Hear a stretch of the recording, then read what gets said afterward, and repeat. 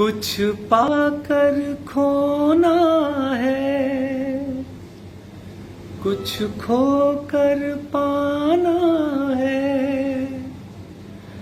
जीवन का मतलब तो आना और जाना है। दो पल के जीवन से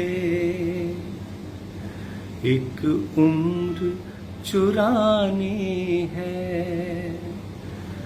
जिंदगी और कुछ भी नहीं, तेरी मेरी कहानी है।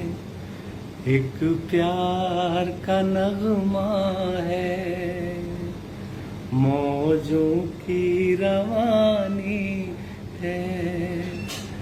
जिंदगी और कुछ भी नहीं, तेरी मेरी कहानी है। हो सकता है आप भी कोविड जैसी महामारी का सामना कर रहे हो, आपके लिए भी बहुत चैलेंजिंग टाइम हो, या आपके अपनों के लिए हो।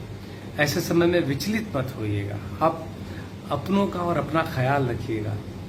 बस हिम्मत के साथ काम लेना है। ये वक्त गुजर जाएगा और फिर एक बेहतर वक्त आएगा। ज़रूरत है अपना ख्याल रखने का, अपने अपनों के ख्याल को रखने की।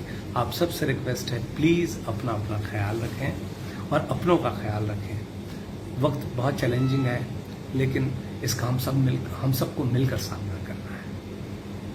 All the best. आप सबको शीघ्र स्वास्थ्य लाभ की शुभकामनाएं।